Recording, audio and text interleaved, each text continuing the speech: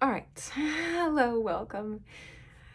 Oh, oh, those are just autumn things. Okay, good.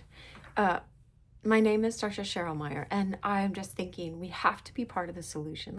It's not a have to. There's never a have to because that is about forcing yourself. So don't force yourself, okay? But my encouragement, and I'm just so motivated for us to be part of the solution instead of the problem here. So, what's the problem? Let's define the problem. The problem is that, okay, there's an old saying that's called divide and conquer. Okay. And so if people unify, if people understand what truth is, if people stand up for what is actually true, then we will unify and then we can conquer all the evil. Um, so I'm very idealistic, and while at the same time, anyway, so I am a psychologist in my day job. I'm here at my day job. I was just working. Oh, and I share an office, and she keeps adding all this different decor that is not my personality at all. So just bear with some of the decor. We'll just deal. These are my angels that I had before, but I just anyway. That's enough talking about the decor. There's so much more. There's so much that's important for us to get into. So let's do that. Hold on. Okay, so yeah, she has teddy bear here too with all this stuff. But she does a different kind of therapy than I do. So all right, so let's get a couple things down. If you're new here, welcome. I welcome all people of all faiths. I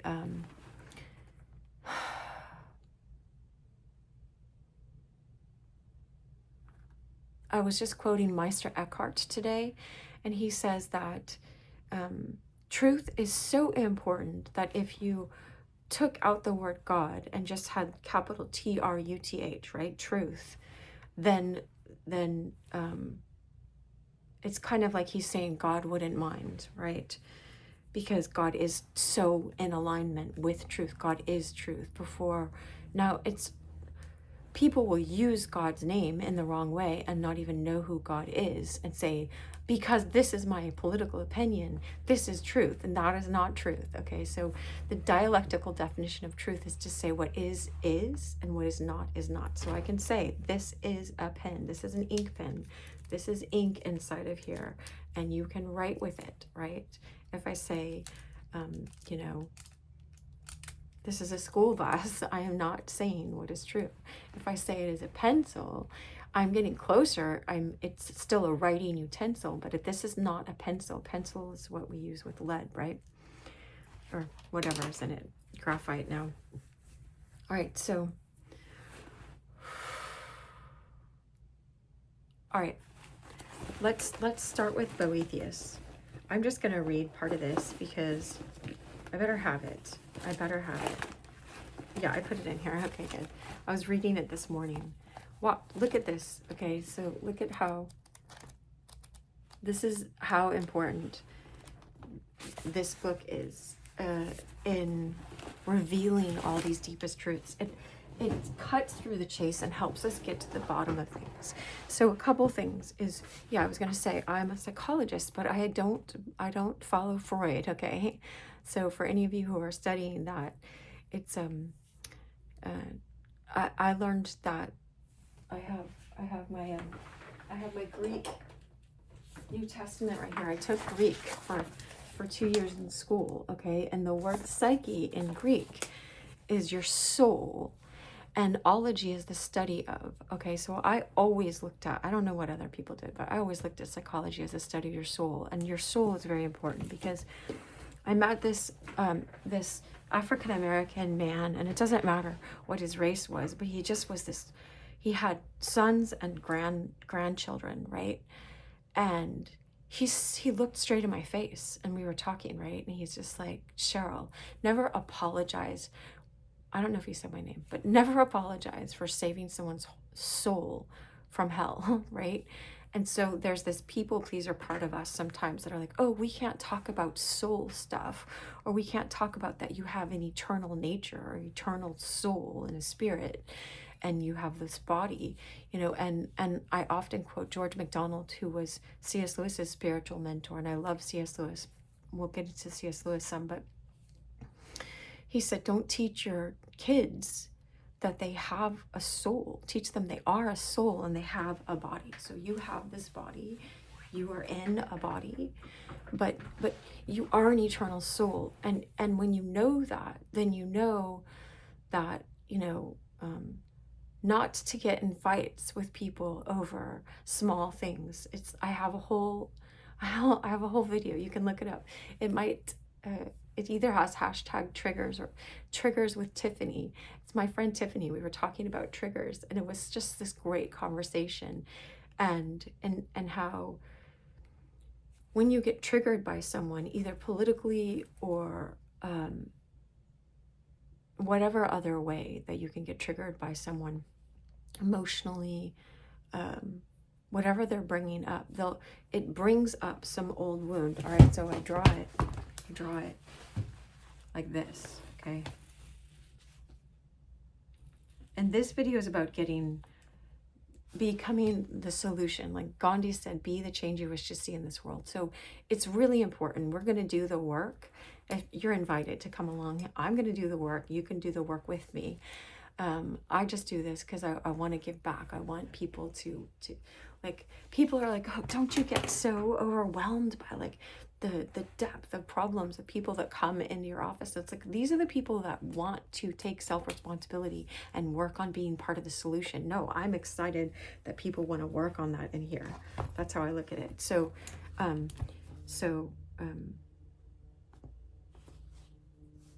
watch.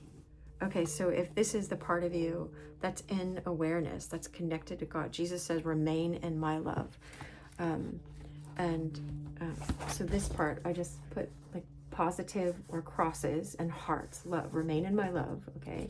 This is the part of you that's in awareness, that's in this present moment, that's not hooked into something, okay? And so I'll draw this other area as like old wounds and the programming that's in this world that tells you you need to be mad at someone if they look different than you are. Okay, and so this is our old baggage, okay? So awareness, being present, so love and awareness, baggage, trigger. Okay, and so look, you can have a bunch of pain from your childhood and stuff like that. I'm not saying everyone's just this big. The more we get in awareness, the more, this guy named Eckhart totally calls it presence power. So I used to do that in my videos that I made about that book. Presence power, like be deeply present. And Meister Eckhart has a quote about that. Or maybe it's Rumi, the Sufi poet Rumi had an awareness of this. So all truth is God's truth, okay? That I think it was Meister Eckhart. So he was a Christian in the 1300s, mystic, and he said something about the past keeps us from God and the future keeps us from God. Stay in the present. Like Jesus said, put your hand to the plow and don't look back. You know, if you keep beating yourself up about the past, you're not seeing how God is loving you right now in this moment. If you keep, and Jesus said, do not be anxious about tomorrow or about what you're going to wear or what you're going to eat, because God knows you need such things. Today has enough worries of itself, right? So, like,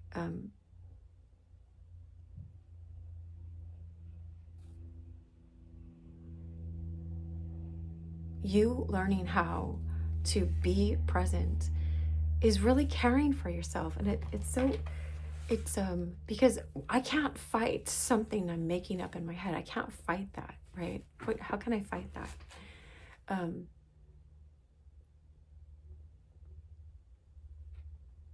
And I can't make up for or make myself good enough for all these old mistakes that I'm bringing up from my past. How can you prop yourself up. You're not meant to go and build this egotism. It's just like, no, because of the love and mercy of God, I'm forgiven, I am made whole, I am valuable. Like, you can't, who of us in this world can say I'm not valuable?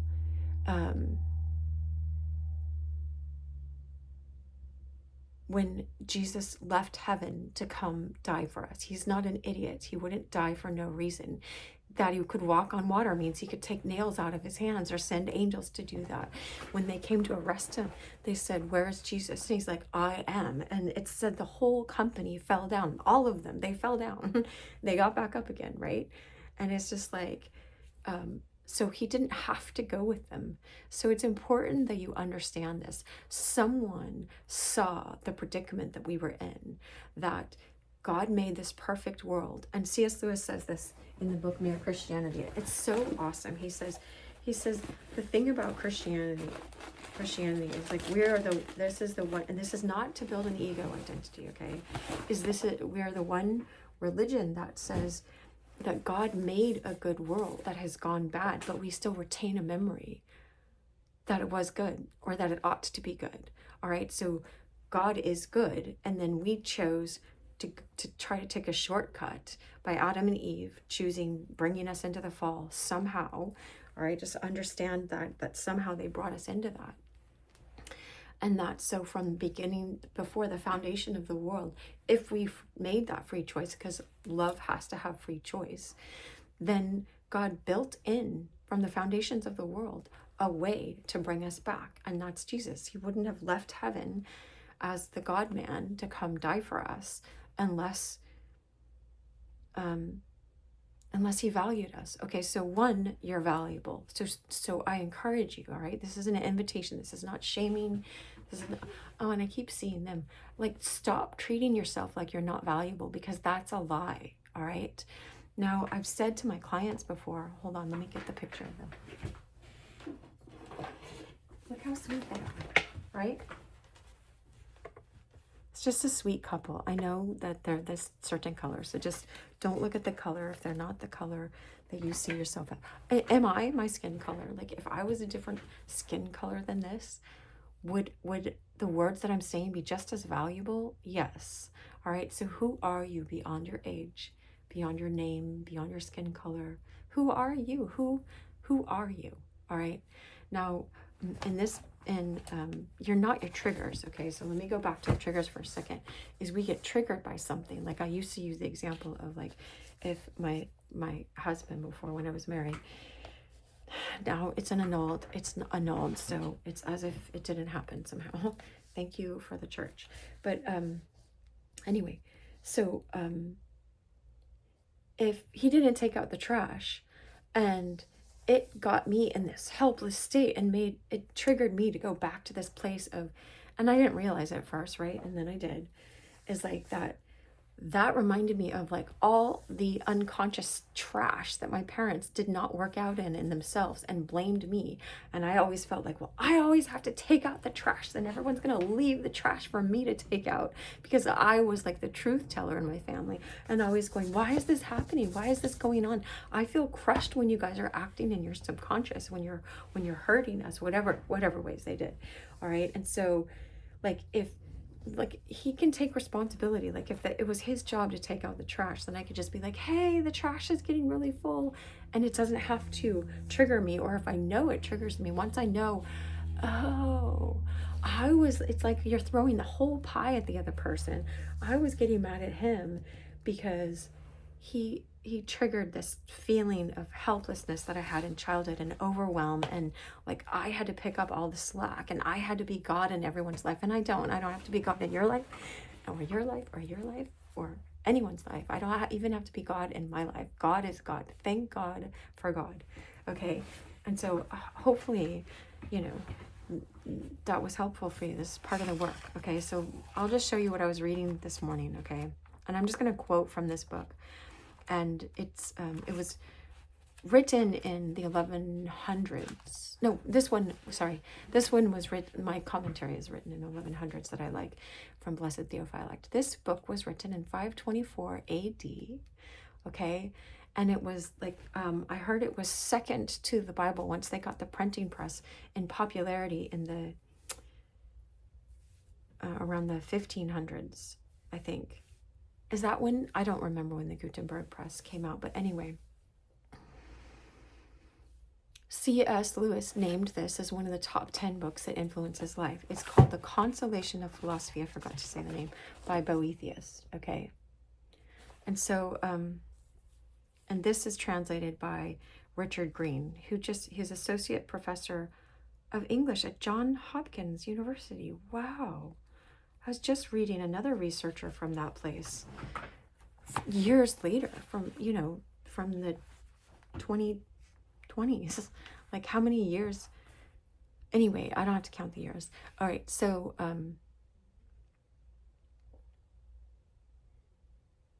here's the basic premise and how we can start being this change that we wish to see in this world, okay?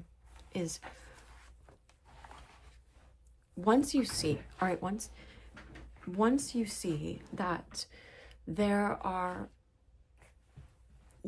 God made you as this soul, all right? You check this yourself, all right? Check with God for anything I'm saying. Look, I got my nails done for a wedding I'm going to. It's like, so you are like this shiny soul being, okay? And you're in this body and you have an eternal soul. And there's a thing called theosis where you're meant to be godified, you are always meant to be one, to be unified back with God, but you still get to keep your personality, not your personality self, your real essence, okay? It says this in Revelations. Go look in the book of Revelation. Just look up the word white stone in the book of Revelation and you'll understand this. Or look up I have a whole hour teaching. I thought it was just 20 minutes, but I just kept reading. It was this George MacDonald unspoken sermon. You can look up unspoken sermon by George MacDonald on the white stone. You can just do that yourself, or else I read it for us, okay? I sat by my bed and I just sat and read it one day because when we need to have this, and it's hashtag white stone, okay? As far as I know. So you can find it on YouTube with my name, Dr. Cheryl Meyer, Meier. If I don't know where you're seeing this. If not there. Okay, and so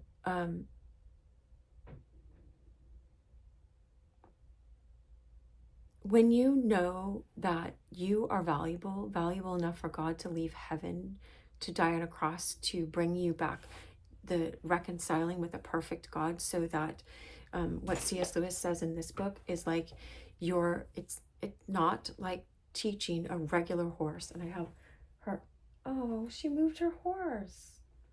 It's too bad. Her horse was over there, but the tail broke off. That wasn't my fault. It was already broken. It was taped on. I didn't know. From a regular horse to a flying horse.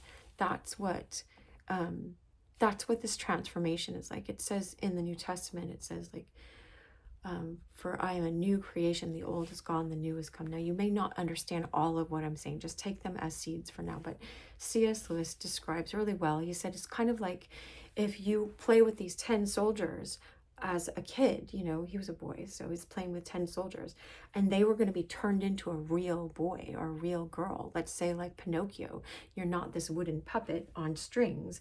Well, he got off the strings, but until he developed his conscience, and yielded to God, let's say, and instead of being turned into a donkey, like there's another word for that.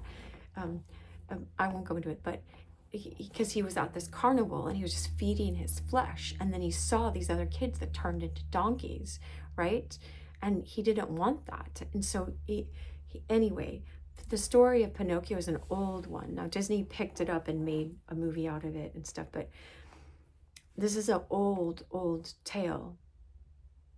And it's teaching you spiritual truths. All real old fairy stories are, actually. So,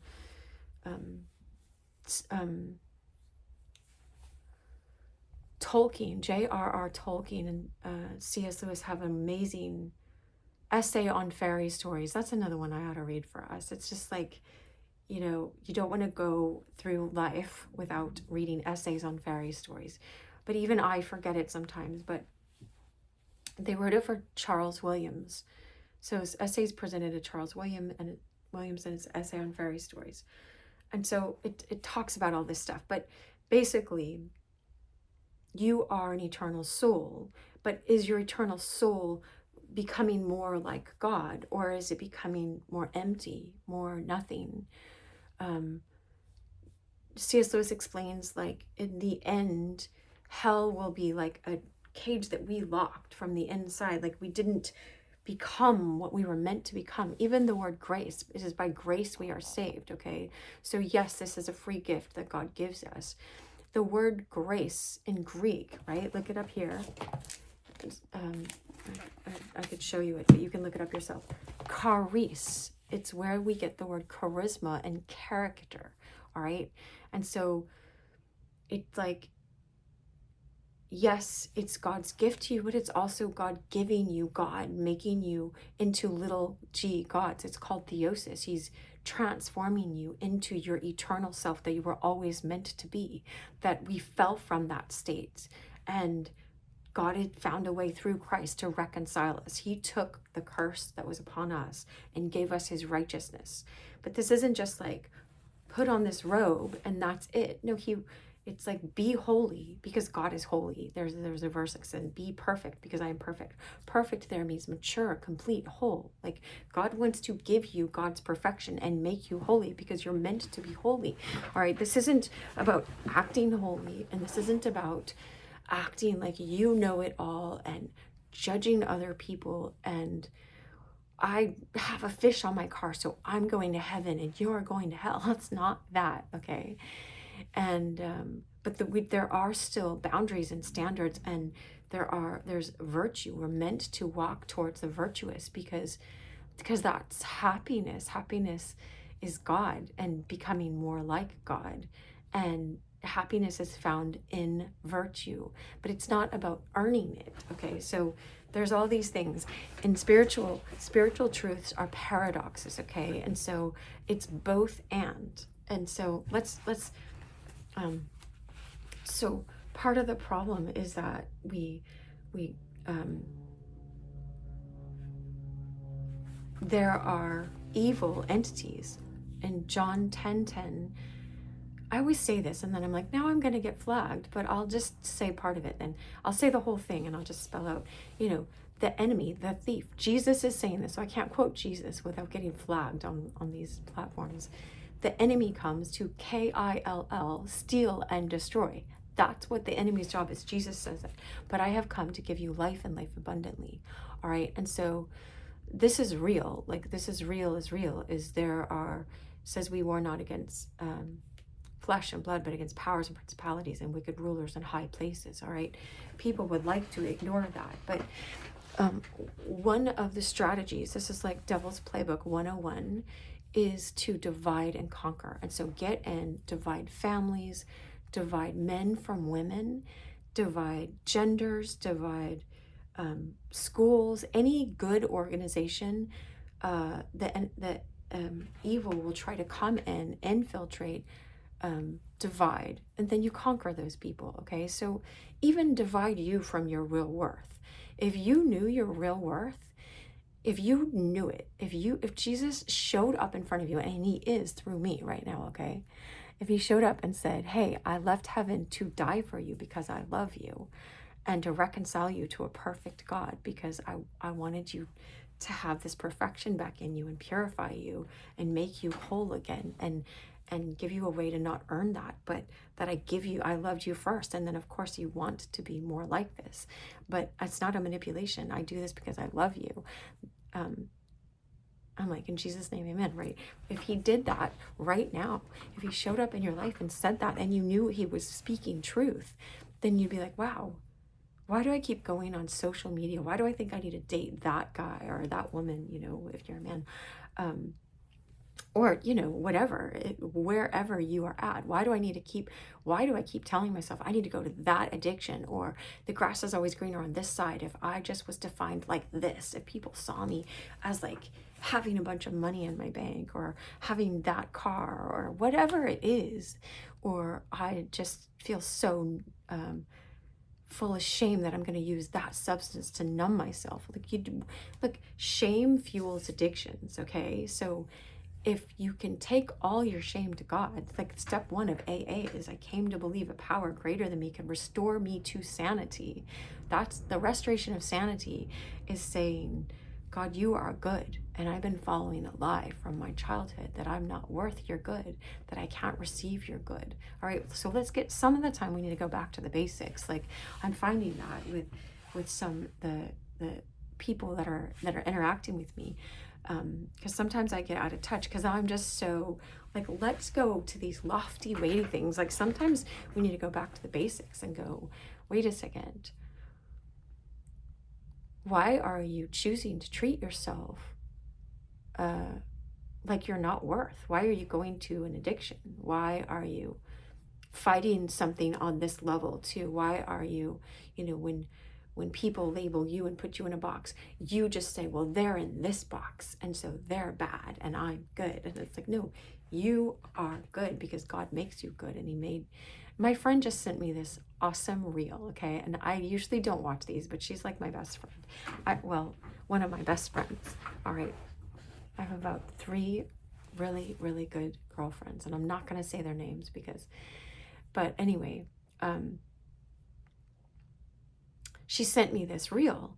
She sent it to me and another friend, and she said that, and it's this man reading this thing, this older man, this older gentleman, and it's awesome because he's like, this is how the strands of DNA work. 10, 5, 6, 5, or something like this, right? I don't know the exact numbers, but there was a 10 in it and a 5. All right. And so he said, just like so in Hebrew, there's Aleph, Bet, Gimel, Dalet, He, Vav, Chet, Tet, Yud. I took Hebrew also in school because I wanted to understand what the Old Testament was actually saying, and I didn't trust people to tell me. But anyway, if Aleph is the first letter, it also means 1, okay? And so anyway, I won't get into the whole video because that's his video, but he was saying, it was so cool. Your DNA is encoded. And if you look at the number 10 and then the 5 and the 6 and the 10 again, or whatever it is, it's Yahweh. It spells out Yahweh. Your DNA spells Yahweh. And that's the name that God gave to Moses when he says, well, who shall I tell them came? It's like, well, the I am that I am. Your DNA, all of the strands are saying, I am that I am, I am that I am. And all of the Hebrew letters are, they're pictures, all right, just like hieroglyphs in Chinese language. And so it's a hand, it's a Yah, whatever, it says Yud, He, Vav, He. That's how you spell Yahweh, okay, in Hebrew. Okay, so the Yud says behold. And then the Vav was like, and I haven't looked this up and checked this, so check it. It's awesome.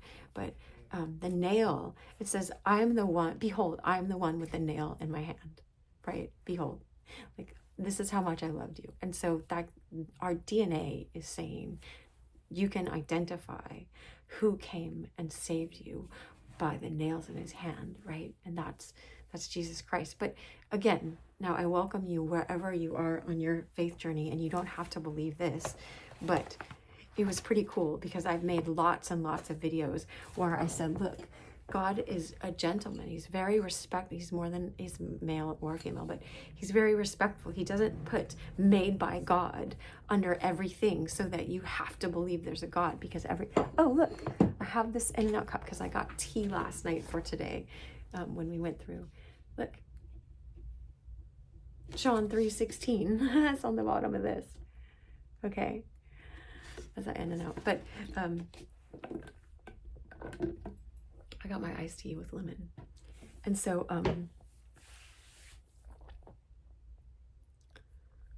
how would you have a free choice if God every second was like saying, hey, it's me, I made you, I love you, I love you, I love you? But he is saying that. That's the cool thing, because it's written in our DNA.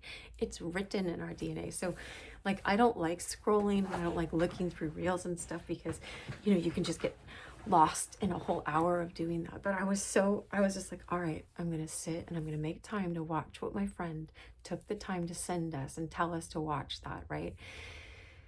And so I was so glad, because isn't that cool? All right, so let's go back to, this is what I was reading this morning. I was on my treadmill this morning already, because I'm committed to that. I'll say I've lost more than 30 pounds now, so it is possible. I was on an incline on the treadmill going 3 miles an hour. All right, that's what I was doing, and sweating a lot. All right, and so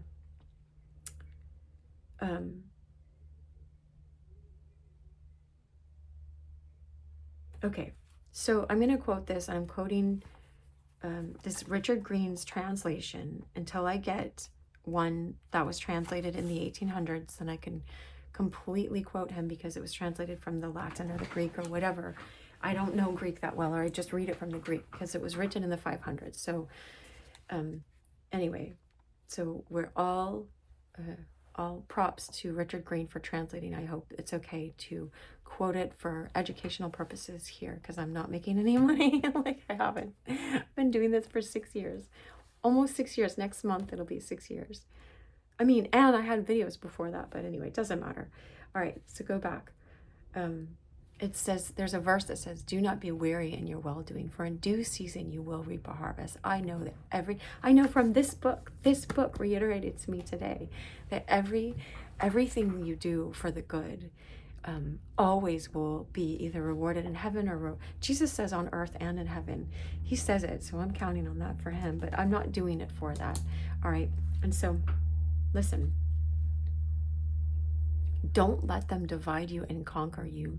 Don't judge people by a superficial way that the world tells you to judge people. God created every single person and loves every single person and wishes salvation for every single person. Soul, I say soul being because I don't know if there are clones out there. Like, they'll probably like put a warning if I say any more about that. Whatever. Like, all right, we'll stay here because I do have my doctorate in psychology and I've been doing this for 20 plus years. So I don't want to discredit any of that. All right. But I'm just a person right here going, let's think about these things. Let's bring truth in our lives. Let's follow after, commit to. All right. So it's like,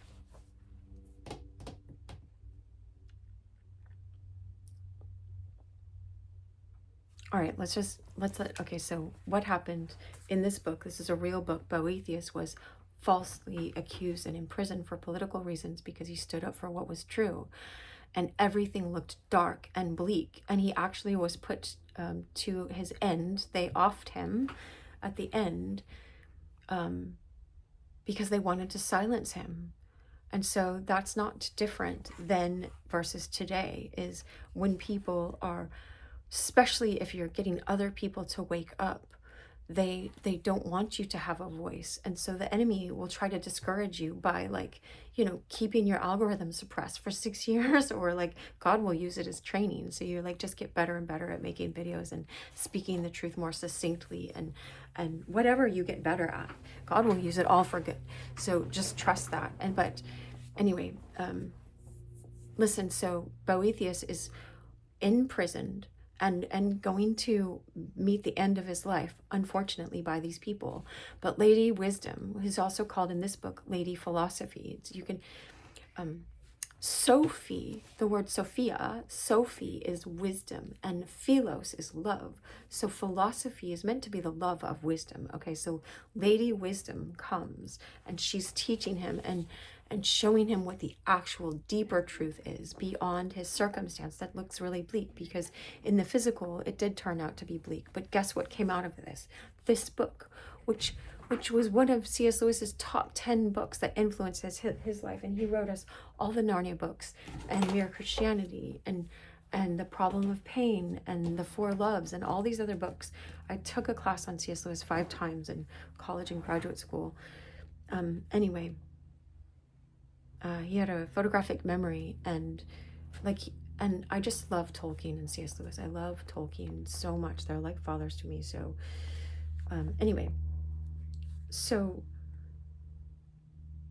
okay, so I'm just gonna read it for a little bit, so bear with me as we read. Okay, he's talking to Lady Philosophy.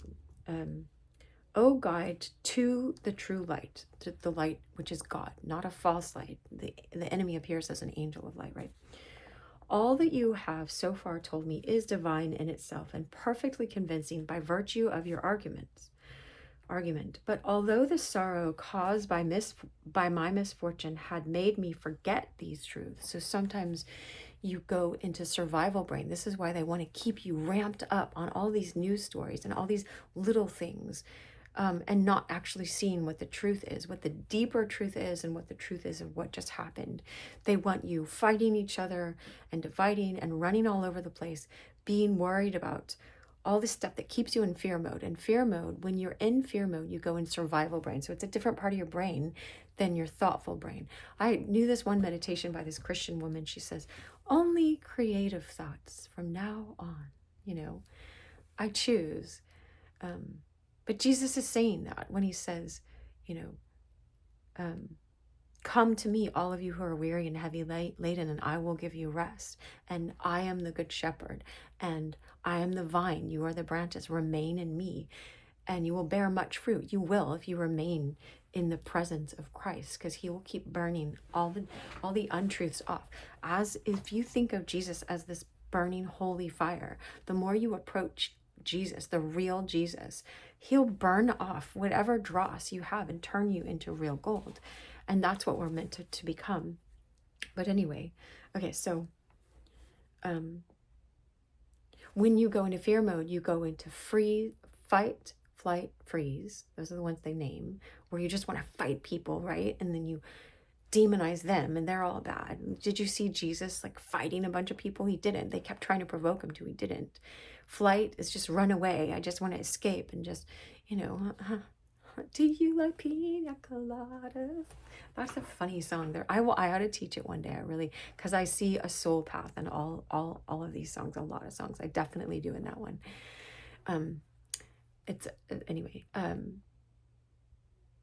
Fight, flight, freeze. You just freeze, and you're not in this creative, playful. Jesus said you must be like a little child in order to enter into the kingdom of heaven. Well, children are playful, and they're aware, and they're really deeply present, and they don't have all this judgment, and they're not manipulated. Like, you need to think bad about those people. They're like, hey, do you want to play? We're at the playground. Let's swing. You're present. So Jesus also said to be shrewd as a serpent, innocent as a dove. So you're meant to be, C.S. Lewis says in here in Mere Christianity, he says you're not meant to like throw out your brain. You're just, it's an instrument that can be honed and used well. We're using it right now. All right. But it's not meant to be a god. It's meant to be like a violin is meant to be played well. Not the violin runs your life. We get addicted to our thoughts and let our thoughts run us, and you forget that you have an eternal soul. And there are soul things we're meant to be doing on this earth, and love. What did St. Paul say? See, if you give all of your money to the poor, if you give yourself to the flames, not the noetic flames, I don't think, because that will keep purifying you. But I don't know, if you give everything, but you don't have love, if you're just doing it so that you can make your name famous in history, right? Then it's nothing. He says it's like a clanging gong, or bing, bing. He said, if you speak the tongues of angels, if I knew how to speak in the tongues of these angels, right? And I'm speaking these words from heaven, but I don't have love, and I'm doing it so that I get more followers, or so that you think I'm smart or something. If I'm not doing it from love, then it's nothing. It's nothing. If I know all of the prophecy, all of these things. Okay, so that's funny, because the Holy Spirit gives me songs, and so my friends are in this 80s band, and so I get that song very often. It's like, without tenderness, there's something missing. Tenderness, where is it? Tenderness. I sing it a lot, and I made videos about it. Not at all referencing an ex. Not at all. That goes back to this. Dun, dun, dun. Triggers are our teachers, all right? They just show us where that old residue is, for you to bring it to God and go, hey, will you heal this? Heal this in me. Help me walk out of this. Walk out of this, so that I'm not reacting to people all the time from this old baggage, Anyway, let's go back to Lady Wisdom. So he goes, it's only going to be these 2 pages for now, 2.5. So I said, but although and the other two F's that I have in the fear response are fret. So you go into worry mode, and then you lose the present. You lose what you're learning in this present moment. Or you go into fret, fawn, where you just try to please another person to try to get them to stop acting in this triggering way. If I kept trying to please him instead of bringing God all of my old baggage, then I would turn this person into a monster, because all my happiness depends on them not triggering me, or they would feel like they have to walk on eggshells all the time. And it just, relationships don't work that way. So, all right. So part of us doing this work now is practice being present, practice regulating yourself. When a trigger comes up, ask yourself before it snowballs, when a snowball goes down and becomes this big old, giant snowball, like ask yourself, what is this teaching me? What is this showing me about an old wound? How can I be tender and kind and bring that wound to God and say, God, I want to heal this. I want to, I watched this other guy, his video was really awesome. He's like, you don't need healing. Jesus says, I came to heal the brokenhearted. So it's true, and it's also not true, but it's totally true, because I don't have to identify that. I have all these old programs, this belief that I'm not worth, and that I have to carry out all the trash, and that I'm always going to be overwhelmed. No, that was my experience in childhood. As soon as I don't identify with this, I'm like, no, I am a child of the Most High God. I am loved. I am this sparkly self, right? Jesus told me to remain in his love. And so I just keep loving God and say, hey, I give you my yes today. How do I live today for you? Everything gets really simple. And John 3:16, for God so loved the world. It's like written on the bottom. It's written in your DNA. It's written on the bottom of this in and out cup. That's so cool that I have this today. That he gave his only begotten son, that whosoever shall believe in him will not perish, but have everlasting life. Like, you'll be turned more than an angel. More than. Jesus says it. God's, it's the little g God. You're not the God, but you're meant to be turned into what C.S. Lewis says, like a 10 soldier to a real boy or a real girl, or your real soul self. That's why my webpage is Your Soul Songs. It's like I'm teaching about songs that talk to you about this soul path, right? And it's not about earning it, but it is about joining. Jesus says, when he says, follow me, that's join me, be my disciple on this path. Disciple is one who is discipled, one who learns from this teacher, right? All right, so let's do this. Lady Wisdom comes and he says, but although the sorrow caused by my misfortunes had made me forget these truths, I had not always been ignorant of them. Here, though, is the greatest cause of my sadness, okay? So here's what he's addressing, and this is what we can all address, why I am making this video, okay? I wish we could just solve the whole world. I get that song a lot. It was like, I'd like to teach the world to sing perfect harmony. It's like if we were in harmony with God, who is love. God, look, I have my plaque from 8th grade that I have here at my office. God is love. See, might say it. Made in the USA. Plaque, hallmark, right? If we all, Ephesians 2:10 says you are God's poem, you're God's song. If we all sang in harmony with God, then the whole world would be this place of love, right? That's what we'd be. We'd be just walking out real love and real truth. So just ask God to keep helping you align with real love and real truth, and we're going to get to it here too.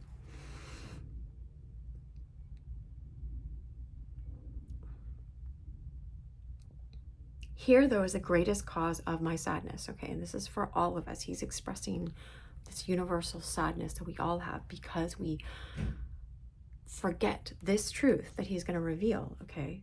You have, C.S. Lewis says that in here too. He says when you have an equation and you got it wrong in math, you have to go back. Where the equation went wrong and undo that. It's like if you have my necklace, if it gets in knots, you have to undo the knots so you can get back and then make it straight. All right, that's what we're doing right here. He says, since there is a good governor of all things, this is talking about God, how can there be evil and how can it go unpunished? So it looks to him, because he's wrongfully in jail and about to be offed, that the evil goes unpunished, right? Think how astonishing this is. But it is even more amazing that with wickedness in full control, virtue not only goes unrewarded, but it is trampled underfoot by the wicked and is punished instead of vice. Instead of people who are doing vicious things of vices, they look like they're not getting punished, okay? So that this can happen in the realm of an all-knowing and all-powerful God who desires only good must be a cause of surprise and sorrow to everyone, all right?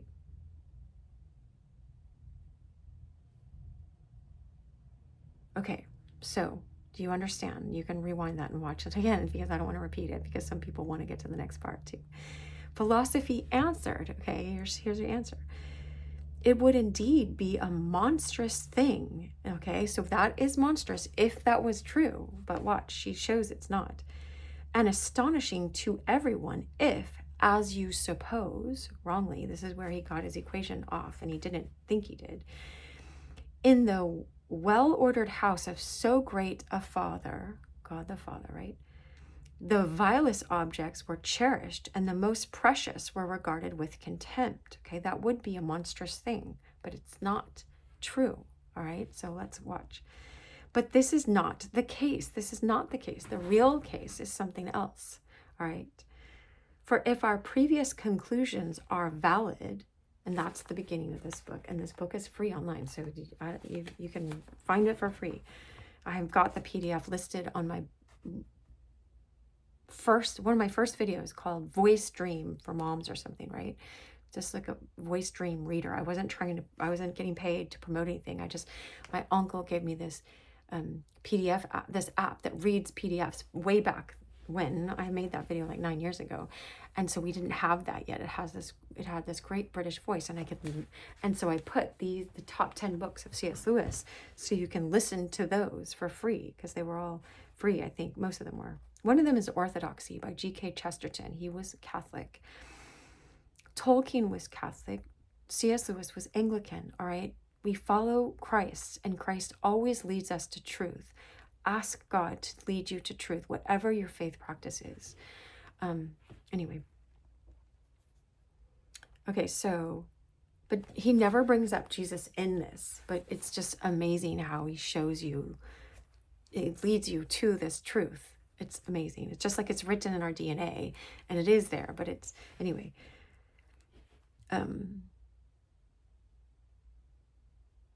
Okay. As you suppose, in the well-ordered house of so great a Father, if the vilest objects were cherished and the most precious were regarded with contempt. But this is not the case. For if our previous conclusions are valid, and he says they are because you went over them, right? But you can check it yourself. And with the help of him, with a capital H, God, and I believe in Jesus, right? So with him, you can go with God right now. With the help of him whose kingdom we are now speaking of, you will discover that the good are always powerful and the evil always weak and futile, that vice never goes unpunished, nor virtue unrewarded, right? That the good prosper and the evil suffer misfortune, and much else, which will remove the causes of your complaint and strengthen your convictions, all right? So Lady Wisdom is here giving him balm for his healing. Jesus said, I came to heal the brokenhearted, and part of how he's doing that is this. And I mean, I gave this book to my friend Elliot Smith in 1999, right? So over 20 plus years ago, right? I won't say because I try not to date my videos, but so long ago. And so I was reading this way back then, and this is the copy that I had from then. And so I had it underlined in all these places, but it's like, I forgot myself. So I just, if I need, maybe like this movie called Fletch, right? He's like, maybe you need a refresher course. Like, I need to tag this video and come back to it myself. Remind me of just this part right here, right? So anyway, and since under my guidance you have understood the essence of true happiness and have found out where it resides, I shall now run through the steps in my explanation which I think necessary and show you the path which will take you home. All right, I have all these songs on home. And I shall give wings to your mind, which can carry you aloft, so that, without further anxiety, you may return safely to your own country under my direction, along my path, and by my means. All right.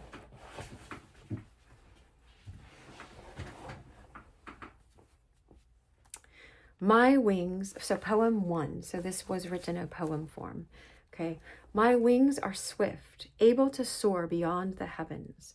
The quick mind which wears them scorns the hateful earth and climbs above the globe of the immense sky, leaving the clouds below. It soars beyond the point of fire caused by the swift motion of the upper air until it reaches the house of stars.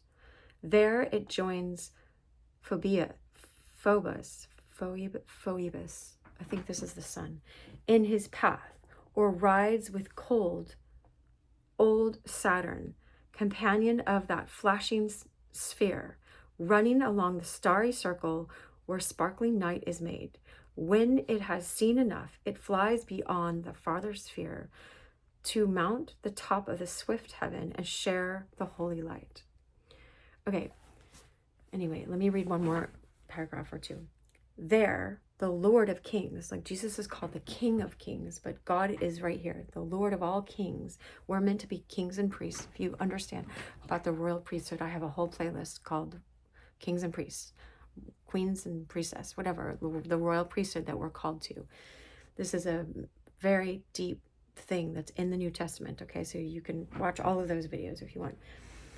There, the Lord of Kings, he's the king of all us kings and queens, holds his scepter, governing the reins of the world. With sure control, he drives the swift chariot, the shining judge of all things. If the road which you have forgotten, but now search for, brings you here, you will cry out, this I remember, this is my own country, here I was born, and here I shall hold my place. Then, if you wish to look down upon the night of earthly things which you have left, you will see those much feared tyrants dwelling in exile here. Okay, and so he goes on, Lady Wisdom goes on, she goes on. Philosophy shows that the good have true power and the vicious do not have any power.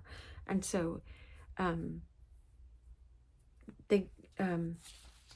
do you recall that happiness is the good, so that everyone who seeks happiness also desires the good? Okay. I have not forgotten, I said, Boethius is saying that. Indeed, I hold it fast in my memory. A few videos ago, there's a LibriVox to this, and they do both voices. A woman does Lady Philosophy. Therefore, all men, good and bad, have the same purpose in striving to obtain the good. That follows, I agreed.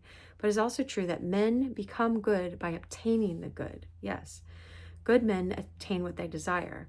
The evil would not be evil if they obtained the good they seek. Anyway, she's talking about you find true happiness in the good.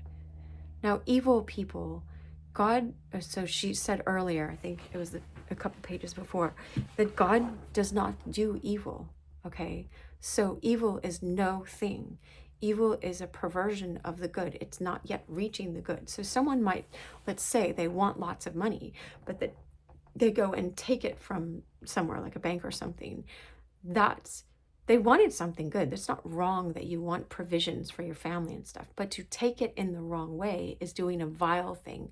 And so that's in this, and someone else was quoting this and they didn't realize they were quoting Mere Christianity, but every choice you make is making a kind of mark on your soul, and it's turning you either, like C.S. Lewis puts it in his Narnia books, like Aslan breathed talking into these animals. They became talking animals, like he breathed a soul into Adam. We have a soul, but the more you turn against that soul, you become more and more nothing. Lady Wisdom talks in here about how the evil are becoming nothing, and it looks like they're powerful, but they are not powerful. And in that passage we just read, the poem where she's talking about going higher, look at that. Philosophically and spiritually and noetically, you're learning these higher truths. And the way you can meditate on this is look at Daniel 12:3. Okay, 1, 2, 3. All right. It says, and those that bring many to righteousness will shine like the stars in the heaven. The vastness of the heavens. All right. And so righteousness is just right wayness, aligned. This is, I want to teach the world to sing in perfect harmony. We look, it's 5, 5, 5, 5. 5, 5, 5, I think, is strength in the Greek concordance or Hebrew concordance. I don't know. But anyway, and grace upon grace upon grace, I think someone was saying. Anyway, like, I don't get caught up in the numbers, but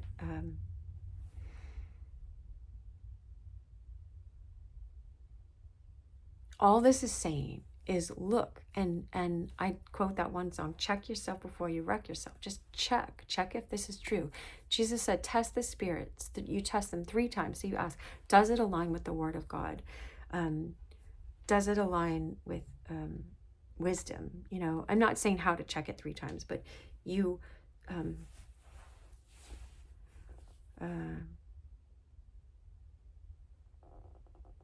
anyway, other people have videos how to check the spirits. You check 3 times, but you're looking at this and you're going,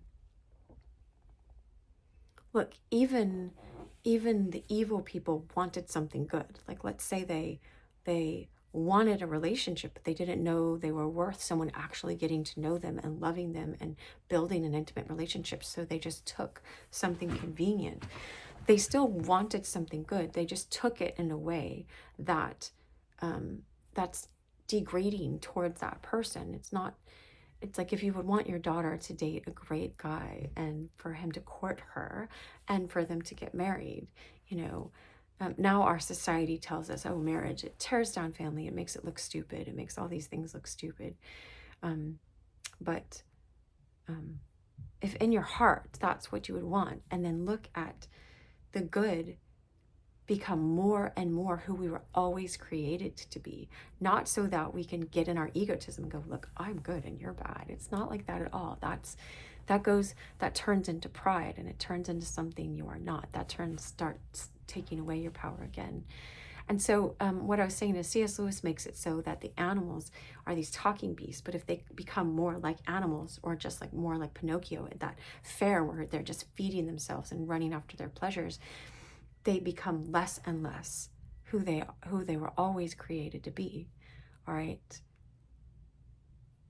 And C.S. Lewis says it in here so well. He says God is making you into little Christs all over the place, right? And so gods and goddesses with a little g, right? Anyway, all right, that's enough for today. I mean, I wish I could read the next 4 pages with you because it's so good. It's so good, but I'll have to get a different translation, and I'm already going through another book, so I didn't want this to be like another.